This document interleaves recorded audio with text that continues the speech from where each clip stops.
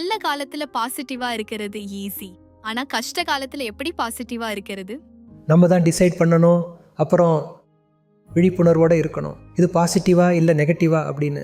அப்புறம் எதிர்மறையான விஷயங்களில் நான் ஈடுபட மாட்டேன்னு இருக்கணும். ஆனால் நம்மளோட கோபம், பெருமை, கபடம், பேராசை இதெல்லாம் தான் நம்மளோட மிகப்பெரிய எதிரிகள். அது மற்றவங்களோட நெகட்டிவிட்டியை காமிக்கும்.